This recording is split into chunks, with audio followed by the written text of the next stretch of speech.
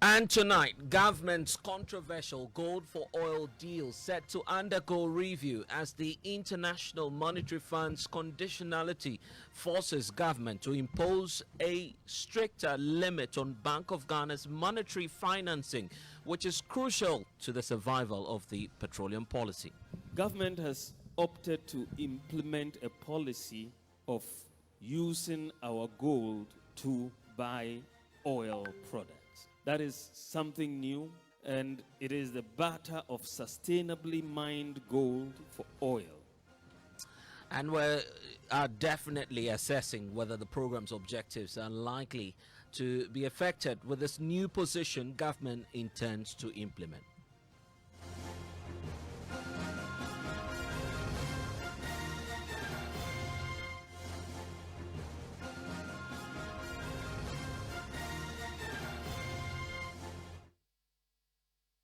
Top story with me, Blessed Sogah, brought to you by Vodafone Further Together. And tonight, details are emerging that government is taking steps to review gold purchases as well as gold for oil program and its associated risk for the Bank of Ghana. The central bank and the finance ministry have already signed a memorandum of understanding to limit monetary financing during the program. The minority and other interest groups kicked against the program, citing government's failure to follow what they call due process and transparency. We're learning tonight that the central bank has been exposed to some risk as a result of this gold for oil deal. Joining us now is my colleague Samuel Kojo-Brace, who's been taking a look at the details of this document, where the IMF appears to suggest that our government, through its own initiative, is beginning to consider a possible review of this gold for oil deal. Samuel, let's start off with what exactly the report is saying about the gold for oil deal and its association with the current 0% financing agreement between the finance ministry and we understand the Bank of Ghana, correct? Yeah. And now, according to the IMF report, there will be an amendment to the BOG Act which will feature a stricter limit for monetary financing, mechanisms to monitor and enforce compliance, and a clear definition of emergency situations under which the limit can be temporarily lifted. Now, so pending legislative changes, the BOG and the Ministry of Finance signed an MOU, prior action. So this is instructive. The fact that this is not necessarily coming entirely from the International Monetary Fund. This was done before we got the funding from the IMF. Yes. Now, this was done to eliminate monetary financing during the program. So once the program is in force, we will limit how much we spend on government project. Now, an ongoing updated safeguards assessment will provide additional support for designing changes to the BOG Act. Most importantly, government's gold purchase and gold for oil programs and associated risks for the BOG. The BOG's balance sheet will be affected by the debt restructuring, and the government and the BOG will assess the impact and develop plans for its recapitalization with fund technical assistance support. So what's clear is that there will be a strict limitation on financing from the central bank, and also that is likely to affect the gold for oil deal. The word being used here is review. We're not sure if that will lead to outright cancellation of the program. But how about the position of the Bank of Ghana and what they are equally saying about the gold for oil deal? Okay, now it says the central bank has indicated that with regards to their involvement in government's gold for oil program, they will, and this is key, they will conduct a thorough analysis of the risks that the BOG is facing under the program and report the findings to the IMF Executive Board. Also, Bank of Ghana says it will gradually exit from the gold for oil program as the economy stabilizes. You know, the gold for oil was brought in because the economy was largely going through. because of that. Yes, and they are saying that they will conduct a thorough analysis of the risks that poses to the BOG, and then they report to the board, and then BOG will exit gradually as the economy stabilizes. So an exit will definitely happen, and when that happens, that will affect the sustainability of the project, because this is dependent on forex, correct? Let's look at government itself and what they have to say about what this report is indicating on the gold for oil deal. So according to the report, government says they introduced the G4O, that's the gold for oil program, as a temporary scheme to secure adequate food supplies at favorable prices. It says it will ensure that one, contractual volumes and pricing structure for commodities export and import and intermediaries margins are transparent. Two, the scheme is implemented in line with the applicable legal framework and fiscal risks are discussed with the Ministry of Finance. Three, the Auditor General conduct regular performance audit of the scheme. And four, Bank of Ghana gold purchases follow best international practice and central bank safeguard standards. And also, the Gold for Oil framework is in line with IMF Article 8. And to me, if you would recall, this was the concern of all the civil society organizations in the extractive space, raising concerns about transparency. And then the minority side of the House were equally concerned about transparency. Now government accepts the fact that we need transparency and that there'll be a need for some auditing to come into the whole arrangement. In fact, when the policy started, the Vice President was upbeat about it. Vice President Dr. Mahmoud Bawumia then went to the University of Ghana explaining the whole rationale behind the gold for oil policies. I mean, let's listen to that and we'll be back. So I said, let me check how much gold we have accumulated in Ghana thus far. And when you look at the data between independence and 2021, we had accumulated just 8 tons of gold. 8 tons. We are one of the largest gold producing countries in the world. But we had accumulated 8 tons. When I looked at the United States, they have over 8,000 tons. The IMF, many other countries in Europe are dealing with gold reserves of over 2,000 tons. And we have 8 tons of gold. We proceeded to say the Bank of Ghana, we suggested to the central bank to begin a gold purchase program systematically to build up our reserves in gold. And the gold program started last year, and it is proceeding quite well. But to address this fundamental challenge that we all face of the persistent depreciation and its impact on fuel, in utility prices, food, and so on, government has opted to implement a policy of using our gold to buy oil products. That is something new, and it is the barter of sustainably mined gold for oil. And this is one of the most important economic policy changes in Ghana since independence. If we implement it as we have envisioned, it will fundamentally change our balance of payments and significantly reduce the persistent depreciation of our currency with its associated increases in fuel, electricity, water, transport, and food prices.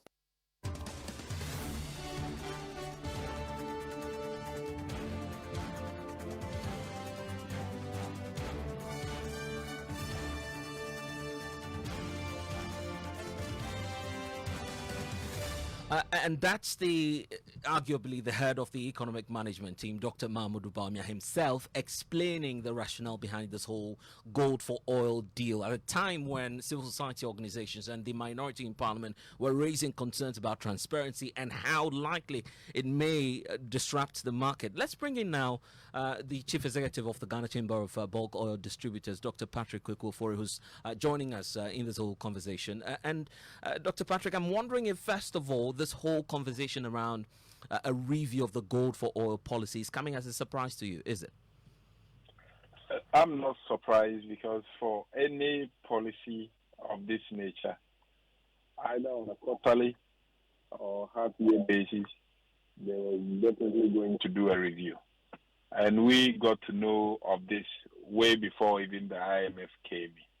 So I think the concerns raised in the document, both from BOG side, Ministry of Finance, and the IMF team, I think it's a welcome concern, and I like the posture that the government institutions involved are taking. What we will urge is that they do a thorough, holistic assessment and then also measure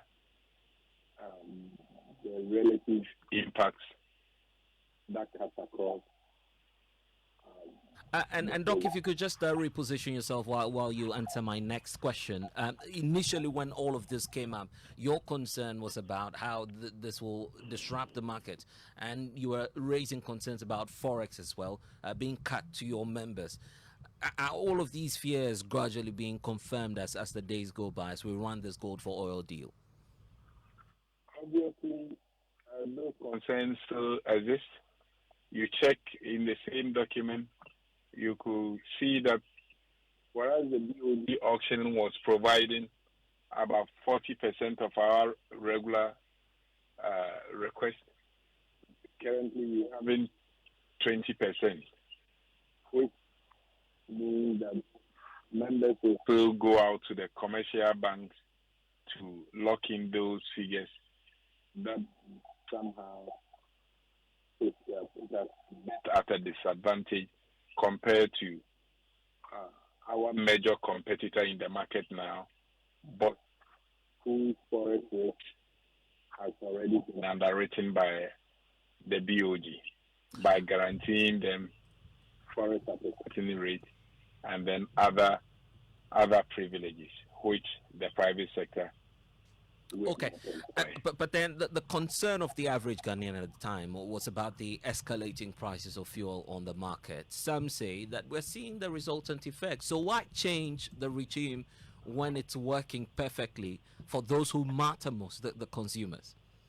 I think this is where the media and all of us involved in this space all sit a responsibility to really educate the public. The key determinant of pump prices are the international prices. As at the time that the prices were 23 cedis per liter, the international prices was over $1,000 per metric ton. But currently, it has come down to about $732. At that time, too, the exchange rate was around 14, 16 on the spot. Currently, as I'm speaking to you, last week when we did the pricing window, exchange rate was 11 cedis. As I'm speaking to you today, from noon till now, the market is at an exchange rate of almost 12.2. Essentially, what point are you making? That the gold for oil deal is not yielding the results as many as are attributing that to? There are positive associated with the gold for oil. I will not discount that. But for us to say that is the ultimate cause or the major cause of driving the prices down, it's not necessarily accurate, because we know that the international prices and the exchange rate that you use is the key determinant which influence pricing. And this is where I think we all owe it a duty to the public to educate them and then clear some of these erroneous impression being created out there. Well, that will be your argument as the bulk oil distributors. But now let's talk about the review, which this document is talking about. What's your understanding, first of all, of this whole review? And if indeed we are to proceed with the review as government is indicating to us, what indicators, factors will you be on the lookout for, which in your estimation will favor your market? Not necessarily to favor our market. We are all Ghanaians first, so we need to look at it and clear that. I just didn't make those claims because I represent a group. But I said, look out for the factors and the figures involved before you make those conclusions. If they are to do the review, we all welcome them to look at it from the operational lapses, the potential challenges, what are the positives that the program has introduced, and how best can we refashion it to ensure that it provides enabling environment for both private and public entities to compete in an environment that will benefit the ordinary Ghanaian on the street. And I'm grateful for sharing your thoughts with us. That's Thank Dr. you very much. Patrick Kweku Ofori.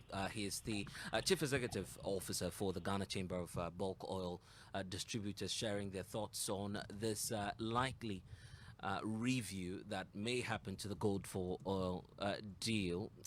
Let's now engage an energy strategist, Dr. Yusuf Suleimana, who's also joining us in this whole conversation, looking at the possible implications for you on the market and those of you who are going to bear the brunt of what will be the outcome of this review. Dr. Suleimana, thank you for your time. Did you see this coming, first of all, a review of this gold for oil deal at a time when government says it's yielding the outcome that we always wanted?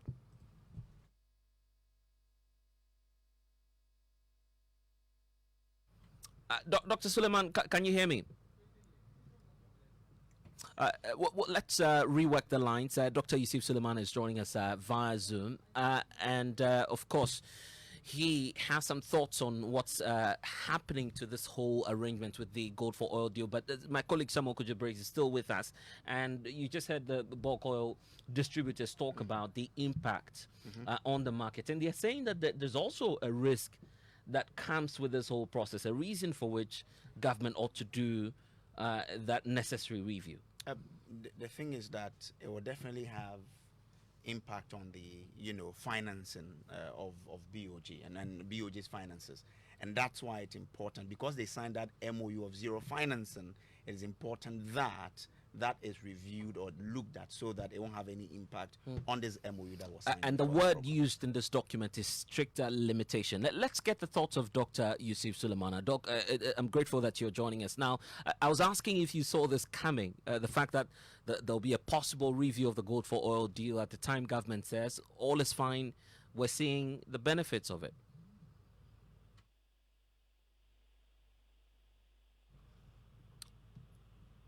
Dr. Suleiman? We seem to be losing Dr. Suleimana, but he's joining us via Zoom. Let's speak to, of course, the ranking member on the Energy Committee in Parliament, John Jinapo, who's joining the conversation as well. Mr. Jinapo, I'm grateful for your time. So let's get your thoughts as well. This document and what it says about a possible review of the gold for oil deal. For you in the minority, you have questions surrounding transparency, but beyond that as well, there's also the impact on the market. Now that the IMF deal is revealing to us that this will happen, where lies the joy of the minority? We have no joy at all. Indeed, our fear and our worry isn't confirmed by the IMF. Clearly, we've known that this gold for oil deal is not sustainable. Indeed, the information I'm getting is that the Bank of Ghana is hugely exposed because of the volatility with gold prices. You might buy it today, and within just 1 hour, the prices will change. And I'm told that the Bank of Ghana's exposure is increasing by the day, and that PMMC is not even able to buy the quantities of gold they are supposed to procure. Meanwhile, government has decided that no exports. And so the IMF, seeing the trend, I'm sure is getting very worried, and he's decided to limit the Bank of Ghana. Already, my information is that the Bank of Ghana on its own is decided to refrain from additional financing and asking that the amount they've already advanced should become a revolving fund, but that is becoming very difficult. So I'm not surprised at all. It does appear that contrary to government's propaganda, that this IMF deal is going to bring a lot of relief, Ghanaians are going to go through very difficult and tough periods in order to ensure that we have fiscal discipline and that we are brought back on the path of fiscal consolidation. But John Jinapo, your constituents are listening now, and when you advance this argument, it's as though you're not with them or for them in terms of the impact at the pumps. That's what we're all on the lookout for. We've seen this before. President Akufo-Addo reduced electricity tariffs in 2018. Everybody was very happy. Eventually, we are bankrupt, This country cannot even pay its pensioners their own investment, what they are entitled to. Even their principal cannot be paid. And so, please, you see, this is not an issue for the minority or the majority. This is an issue for the people of Ghana. You give me freebies today, and then tomorrow I'm hit very, very hard to an extent that the little that I depend on for medical bills, I cannot get that money. That is what we ought to be looking at, the part of sustainability, cutting our coat according to our size, and ensuring that we live within our means. These populist political decisions should be a thing of the past. For now, all that's holding this whole arrangement and government committing to it is a memorandum of understanding, which the IMF says will be in force, waiting for some legislative processes to take place within your own house to give full backing to the review of the gold for oil deal. When that comes before your committee, will you support that process? Not just support. We'll make amendments where necessary. We'll make inputs where necessary. Don't forget that government has also signed an MOU with the Bank of Ghana on zero financing. The IMF has realized that the Bank of Ghana has advanced over 70 billion to this government, contrary to what it's supposed to do. So following Kumo's presence at the Bank of Ghana, I'm sure that he is looking at the books and not just making recommendations in terms of MOU.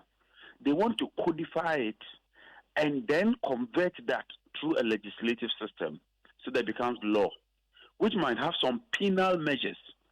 So I think that the Bank of Ghana and the IMF are the ones really pushing, because the fiscal side is really having a negative effect on the monetary side. And I think that we ought to place partisan politics above these issues, look at it critically, and then think of the future. In managing an economy, it's always about the future. It's not just about today. And I'm grateful. We'll definitely have this conversation sometime later. Let's bring in also Professor of Finance at the University of Ghana Business School, Godfred Bobquin, who's joining us on the telephone lines. But thank you, John Jinapo, a ranking member on the Mines and Energy Committee. Prof, you've seen the document, you've seen the text for itself, stricter limitation when it comes to financing from the central bank. And the word used here for the gold for oil deal is review. What's your own reading of this move by government? I think that it's largely consistent with our expectation. Certainly, it's obvious, even when the central bank sought to deny that from last year that there wasn't financing to that scale, you could see that the 5% in the Bank of Ghana Act wasn't respected, complied with. And probably the explanation was that COVID, and then government has lost access to the international capital market and all of that. So, and certainly with that, it was going to be difficult to increase your policy rate marginally as they had done, whilst on the other hand, you are doing this monetization of the deficit and the debt. It's very difficult to bring down inflation. And therefore, given that low inflation is one of the macro targets under the program, then the IMF will be very strict. And that will not be new, because the 16th IMF program that kicked in from April 3rd, 2015 to April 2019, we had a similar arrangement of zero financing. And even as part of the exit strategy of the 16th IMF program, government had committed, to the zero financing. But the question is, in as much as it is desirable in bringing down inflation, as a country, can we really do without budget financing from the central bank? We need to have that conversation now, so that whatever amendments we want to make to the Bank of Ghana Act, we situate it beyond IMF-supported program as a way of also building sustainability. So that is at that level. The other one is the gold for oil. I have had reservations with that policy. To date, I haven't seen any clear document or presentation from government that demonstrates that the gold for oil would actually lead to lower export price in terms of how it will benefit consumers.